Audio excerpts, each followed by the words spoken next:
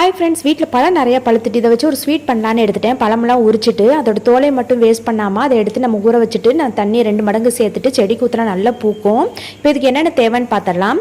ரவை 1 கப்பு, கோதுமை 1 கப்பு மாவு, அப்புறம் சர்க்கரை, அப்புறம் ஏலக்காய், அப்புறம் நட்ஸ் எல்லாம் கொஞ்சம் பிடிச்சி வச்சுருக்கேன். பழத்தெல்லாம் நான் நசுக்கி வச்சுட்டு 1 ஸ்பூன் நெய் ஊற்றிட்டு நட்ஸ் எல்லாம் போட்டு வறுத்துட்டு கொஞ்சம் ரவையும் போட்டுட்டு வறுத்துட்டு அப்புறம் கோதுமை மாவும் போட்டு கொஞ்சம் நல்லா வறுத்துறணும். இதை வந்து நீங்கள் அந்த சர்க்கரையை வந்து நீங்கள் பாகு காய்ச்சி கூட நீங்கள் செய்யலாம். நான் இதை எல்லாமே நான் போட்டு நல்லா வறுத்துட்டு கூட கொஞ்சம் தண்ணி சேர்த்துக்கிட்டேன். தண்ணி சேர்த்து நல்லா மிக்ஸ் பண்ணிட்டேன்.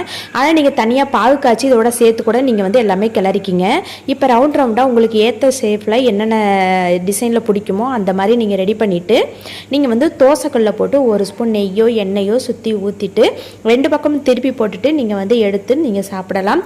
அது மட்டும் இல்லாமல் எண்ணெயில் போட்டு கூட நீங்கள் சாப்பிடலாம். ரொம்ப சூப்பராக இருந்துச்சு. நானும் எடுத்து வச்சுட்டு முடிச்சுட்டு டிவி பார்த்துட்டு உட்காந்து சாப்பிட ஆரம்பிச்சுட்டு அப்படியே எங்கள் செல்ல பிள்ளைகளுக்கு